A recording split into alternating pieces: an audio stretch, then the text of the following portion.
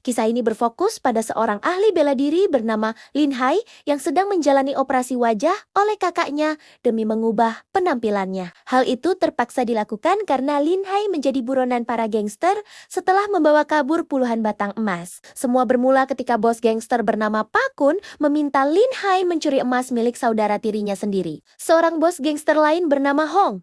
Namun setelah berhasil mendapatkan emas tersebut, Pak Kun justru menghabisi istri dan anak Lin Hai. Karena dendam dan tidak ingin menyerahkan emas itu, Lin Hai memilih melarikan diri sambil membawa kabur emas curiannya. Setelah operasi wajah selesai, Pak Kun bersama anak buahnya menemukan Lin Hai.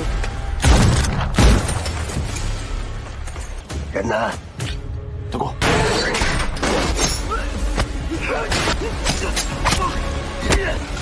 Di tengah pertarungan sengit, Lin Hai dengan mudah mengalahkan para anak buah Pak Kun. Namun ia tetap kesulitan menghadapi Pak Kun yang memiliki kemampuan bela diri hampir setara dengannya.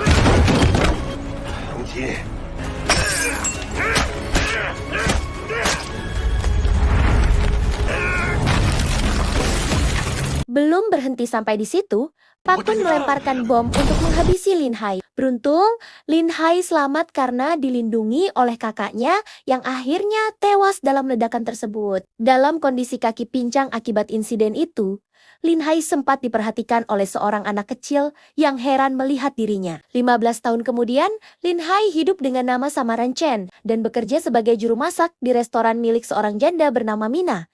Keahlian bela diri Chen bahkan diterapkan saat memasak, yang tanpa sadar menjadi daya tarik tersendiri bagi para pelanggan restoran. Suatu hari terjadi keributan di restoran ketika dua pria membuat masalah. Chan mencoba melerai, tetapi seorang polisi bernama Chan justru datang dan membela kedua pria tersebut.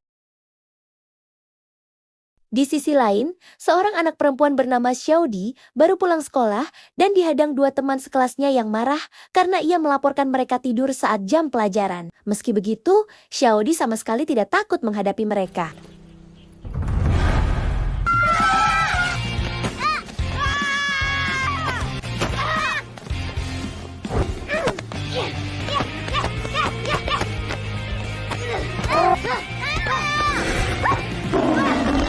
Ternyata Chen diam-diam memperhatikan Xiaodi dari kejauhan. Ia kemudian membawa pulang gadis kecil itu. Meski terlihat sangat dekat, Xiaodi sebenarnya bukan anak Chen, melainkan putri Mina. Sementara itu Chan bersama dua pria tadi pergi ke sebuah klub malam untuk menemui bos narkoba bernama Fei.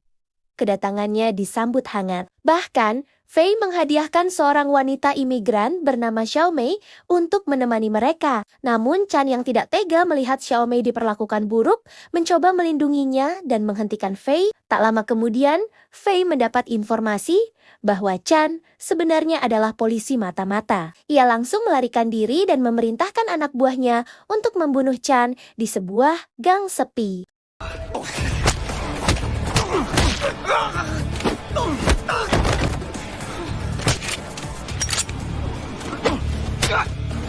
Pada saat bersamaan, Chen dan Mina tengah merayakan ulang tahun Xiaodi. Suasana menjadi canggung ketika Xiaodi meminta Chen menjadi ayahnya. Di tengah momen itu, Xiaomei tiba-tiba datang meminta pertolongan. Xiaomei kemudian menceritakan bahwa dirinya adalah imigran dari Tiongkok yang tertipu tawaran pekerjaan dari pria yang dikenalnya melalui Facebook. Sesampainya di tempat tujuan, ia justru dipaksa menjadi wanita penghibur. Mina yang merasa iba, akhirnya membiarkan Xiaomei menginap. Saat berbicara dengan Chen, Mina bertanya apakah dirinya terlalu baik kepada orang asing seperti Xiaomei. Chen lalu mengingatkan bahwa Mina sendiri pernah mengalami nasib serupa. Dahulu, Mina datang ke pulau itu karena ditipu dan bahkan dihamili oleh pelanggannya. Saat hampir bunuh diri, Chen datang tepat waktu dan memberinya semangat untuk tetap hidup demi anak yang dikandungnya. Karena itulah Mina merasa harus membantu Xiaomei. Keesokan harinya, sebelum restoran dibuka, sekelompok orang yang dipimpin wanita bernama Hong tiba-tiba datang menggeledah restoran. Xiaomei yang sedang bersembunyi akhirnya ditemukan. Bahkan, Xiaodi yang tidak tahu apa-apa ikut dibawa pergi bersama mereka. Chen yang menyadari penculikan itu berusaha mengejar, tetapi kondisi kakinya yang pincang membuatnya kesulitan. Ia dan Mina akhirnya melapor ke kantor polisi. Sayangnya, polisi hanya meminta mereka menunggu kabar selanjutnya. Chen yang mengetahui bahwa Xiao Mei terkait dengan kasus penculikan langsung menyelidiki Fei. Dari hasil interogasi, ia menemukan hubungan besar antara Fei dan jaringan perdagangan manusia yang sedang marak terjadi. Sementara itu, Chen dan Mina menelusuri petunjuk dari rekaman CCTV hingga menemukan sebuah tempat persembunyian para penculik. Di sana, Xiaodi ditahan bersama korban penculikan lainnya. Meski kelaparan, Xiaodi memilih bertahan dengan permen pemberian Chen.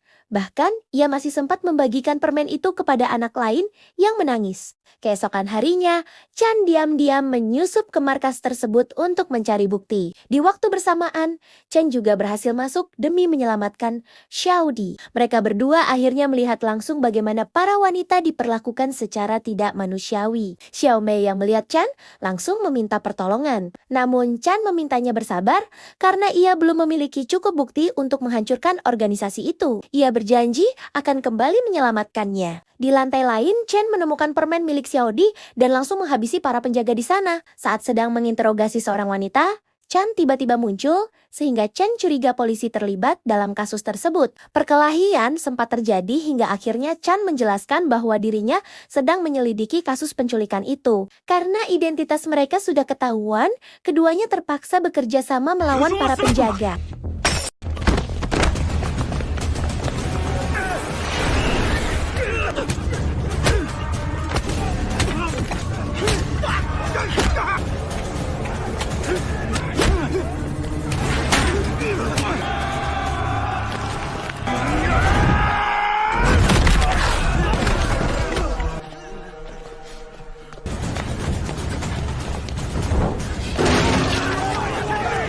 Keesokan harinya, Chen yang baru pulang dari rumah sakit mendapati Mina disandera oleh Hong dan anak buahnya. Hong sengaja melakukan itu agar Chen merasakan penderitaan melihat orang yang dicintainya terbunuh di depan mata. Chen yang datang ke restoran segera membantu Chen melawan anak buah Hong, namun semuanya terlambat. Mina yang terkena tembakan akhirnya meninggal dunia, membuat Chen kembali merasakan kehilangan seperti saat istri dan anaknya dibunuh dahulu. Setelah itu, Chen mengajak Chen bekerja sama mengungkap kasus lama tentang kematian ayahnya. Namun, Chen menolak karena ia hanya ingin menemukan Xiaodi.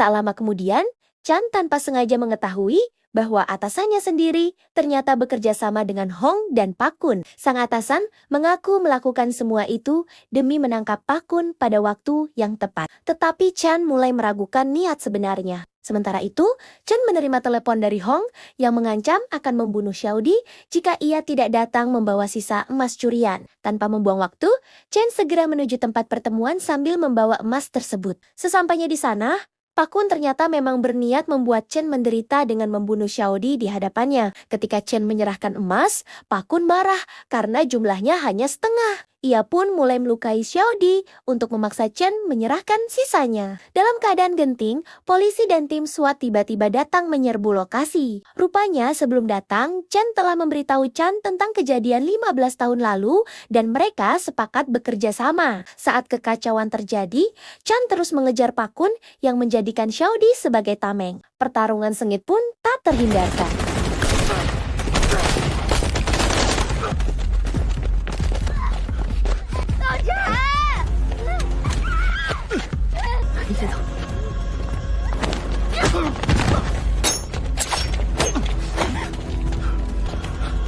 Di atas gedung, Chen akhirnya menemukan Xiaodi dalam keadaan terluka. Namun, Pakun kembali muncul sambil membawa remote bom.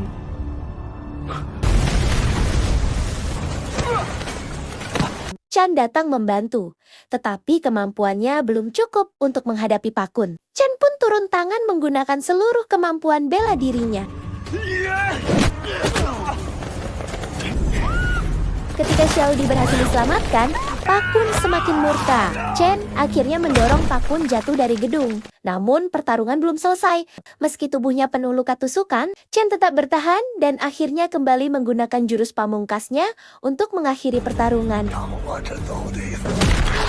Tak lama kemudian, atasan Chan datang dan tanpa sengaja mengucapkan kalimat yang membuat Chan sadar bahwa orang itulah pembunuh ayahnya selama ini. Setelah didesak, sang atasan akhirnya mengaku bahwa ia membunuh ayah Chan demi mencegah operasi penangkapan Pakun di masa lalu. Karena Chan kini mengetahui semuanya, sang atasan berniat membunuhnya juga. Singkat cerita, Chan akhirnya menepati janjinya dengan menyelamatkan Xiaomei. Sementara itu, Chen Yang mengalami luka parah ditemani Xiaodi yang menangis dan tidak ingin kehilangan dirinya. Momen itu membuat Chen teringat seluruh kenangan kebersamaan mereka sebelum akhirnya takdir memisahkan mereka untuk selamanya. Beberapa hari kemudian, Chan kembali menjalankan tugasnya sebagai polisi dan sesekali menemui Xiaomei karena keduanya mulai saling menyukai. Di sisi lain, Xiaodi yang kembali diganggu teman sekolahnya kini mampu melawan balik menggunakan teknik bela diri mematikan yang diwariskan Chen kepadanya.